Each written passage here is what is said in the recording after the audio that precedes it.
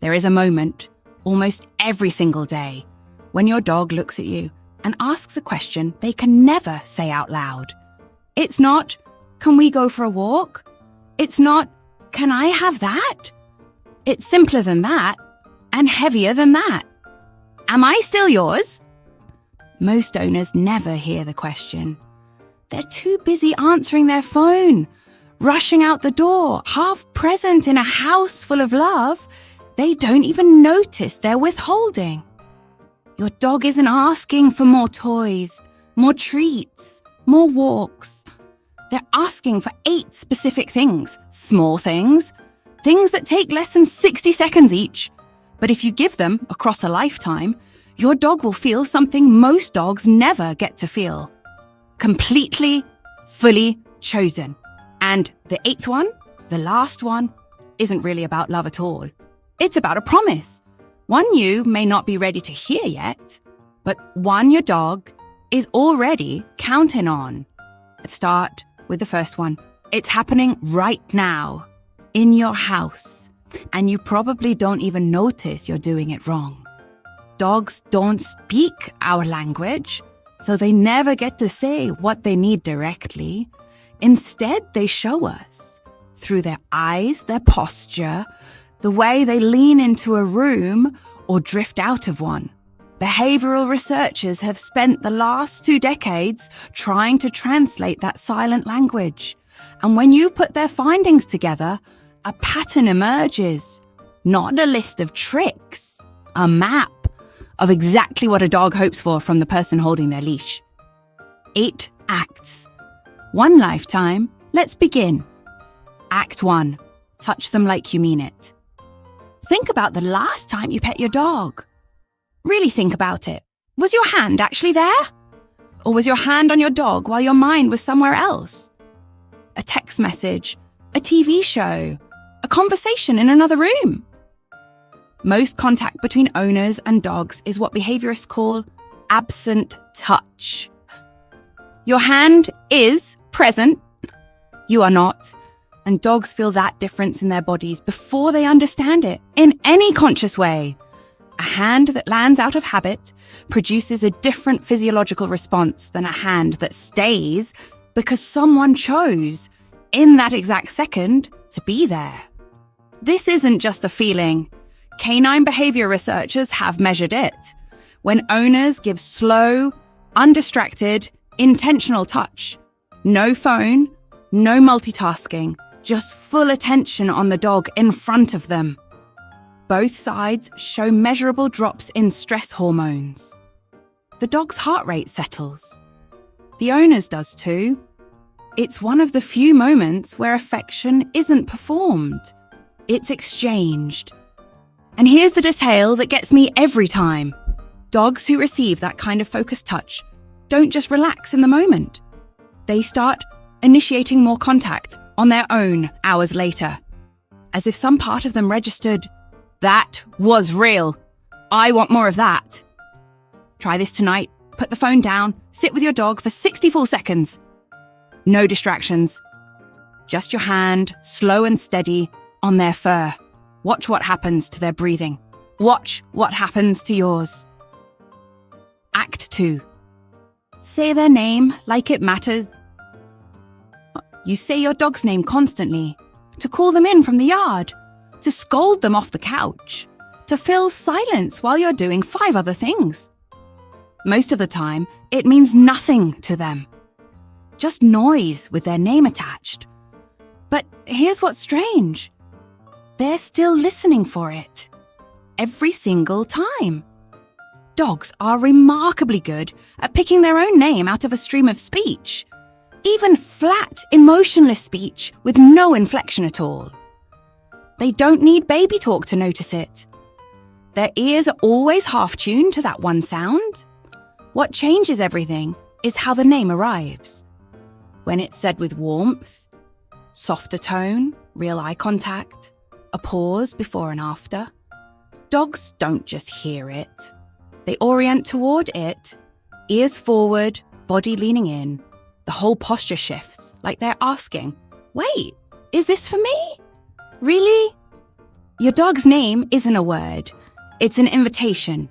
You can hand it out carelessly 100 times a day, and it will mean nothing. Or you can say it once, slowly, with your eyes on them, and it will land like a hand placed gently on their chest. Tomorrow morning, before the rush of the day begins, say their name once, just once. Look at them while you do it. Watch their ears. You'll notice something different in how they move toward you afterward. Not faster, softer. Act 3. Let them lead you somewhere. Think back to when your dog was young. Every walk was a tug of war, pulling toward smells, toward corners, toward anything unfamiliar. At some point, that stopped. Most owners assume the dog simply grew calmer. Sometimes that's true, but sometimes something quieter happened. The dog stopped expecting the walk to include them at all. Imagine someone else decided every part of your day. When you woke, what you ate, where you went, when you came home. After enough time, you'd stop expecting your preferences to matter. You'd go quiet, not because you calmed down, but because you learned nothing you wanted changed the outcome. That's the psychological reality a lot of leash dogs live inside. Animal behavior researchers describe this using a concept called learned helplessness. When a creature repeatedly has zero influence over their environment, they eventually stop trying to influence it at all. Not from calm, from resignation. But the opposite is just as measurable. Give an animal even small moments of real choice, and stress markers drop. Confidence rises. Choice isn't a luxury for a dog's brain. It's a core need. So here's the practice. At the next corner, stop. Let your dog choose the direction. Put 2 toys down and let them pick. Open a door and let them decide whether to go through it. Watch their face when they realize the choice is real. Ears lift, tail shifts. That's a dog remembering they still matter to the outcome of their own day. If this is changing how you see your dog, hit subscribe now. Every week we break down exactly what your dog is trying to tell you, backed by real behavioral science. Act 4. Come home to them on purpose. You walk through the door. Your dog is right here. Full body wag, every part of them pointed straight at you. And what do most of us do? Drop the bag. Check the phone. Call out to someone else in the house. Walk right past the one who's been waiting all day. Researchers studying separation and reunion in dogs have found something telling. The longer a dog has been apart from their owner, the more intense the greeting. More contact, more body pressure, more focused attention. It's not just excitement. It's the dog confirming something urgent to them. The bond is still here. You still came back. Here's what changes the whole dynamic. Getting down to their level, saying their name calmly, and matching their energy with steadiness instead of chaos. Not ignoring the excitement, not amplifying it either. Just being a calm, solid presence they can settle into. Owners who do this consistently notice their dog's evening pacing stops sooner. The whole house exhales faster. Tonight, when you walk in, pause. Look at your dog, say their name, touch them, then go about your evening. That 15 seconds tells them everything. You came back, and they were the first thing on your mind. Act 5. Repair what you accidentally break. Every owner has done this. Snapped after a bad day, stepped on a paw and kept walking, shoved a little too hard off the bed. It happens, and most of us move on, assuming the dog forgot. They didn't forget. Behavioral studies on reconciliation in dogs show they actively seek signals that a relationship is safe again after conflict. This isn't about hierarchy or dominance. It's about reducing uncertainty. Conflict creates real stress in a dog's body, And the fastest way out of that stress is confirmation. We're okay. Your dog can't understand the word sorry, but they can read your posture. Getting low, softening your face, quieting your voice, letting them come to you instead of chasing them down. That's the repair, spoken in a language they already know fluently. Here's the part that matters most. When these small breaks go unrepaired month after month, your dog doesn't become angry. They become careful. The trust doesn't shatter all at once.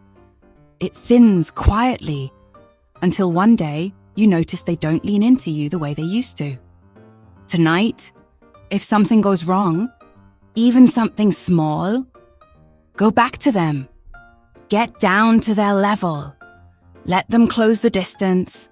That's love, spoken in the only language your dog has ever needed you to learn. Act 6. Love them enough to let them go quiet. Here's where even the most devoted owners get it wrong without realizing it. Your dog walks away, curls up behind the couch, under the table somewhere quiet. And your first instinct is to follow.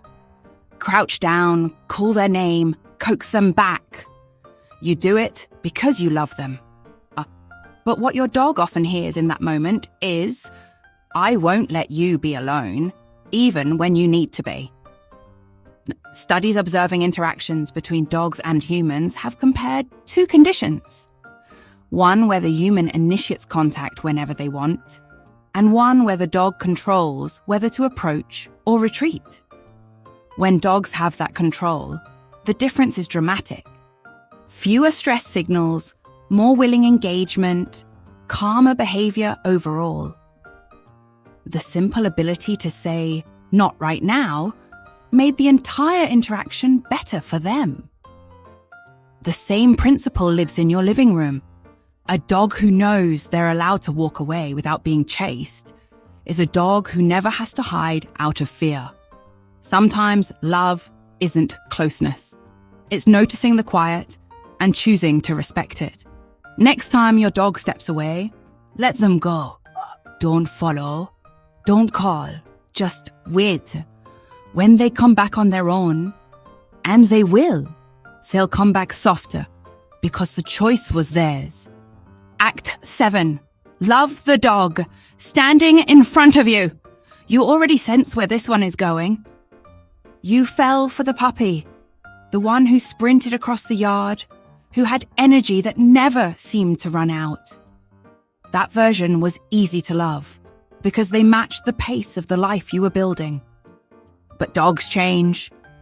Joints stiffen, hearing fades. The sprint to the door becomes a walk. The walk becomes lifting their head from wherever they're resting. Most owners read that as loss. Recent research on aging in companion animals suggests something different. The emotional bond between a dog and their person doesn't weaken with age. It deepens. Older dogs become more attuned to their person's emotional state, more responsive, more reliant on the steadiness of the relationship. The dog in front of you isn't fading. They're settling into a version of love that no longer needs to run to prove itself. This isn't a lesser chapter. It's the finished one, the one that needs shorter walks, softer floors, and more patience for the extra few seconds it takes to stand up. Meet them there. Slow your pace to match theirs. And that's not giving up on them. That's growing beside the dog who grew beside you. And that brings us to the last act. And this whole video was built around. Act 8, be the last thing they feel. There will come a season, for some of you watching, it may still be years off, when your dog stops turning back around. They'll sleep more, eat less, stop lighting up at the things that used to move them. You'll feel it before anyone has to say it out loud. In that season, the single greatest act of love you can offer isn't a treatment, a treat, or a toy. It's staying, not staying in the house, staying with them on the floor, if that's what it takes. Your hand on their side, your breathing steady, your voice low and close, not trying to fix it, not pulling away because it hurts to watch. Just be in the same presence you've always been, except now it matters more than it ever has.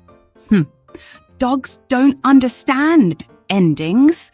They don't know it's last week or the last night, but they know whether you're there. They can feel whether the hand on their fur is steady or shaking. If they could tell you one thing in that moment, it might sound like this. You don't have to do anything. Just don't go. Your presence was the first thing they ever loved about you. On that very first night in your home when everything smelled unfamiliar and the world felt too big. You were the thing that made it small enough to feel safe. Be that for one more time at the end. It's the only thing they were ever really asking for. 8 acts, 1 lifetime. None of them cost money. All of them cost attention. If this video changed how you see your dog, subscribe. We release a new dog psychology breakdown every week. And tell us in the comments, which one of these 8 does your dog need from you most, starting tonight?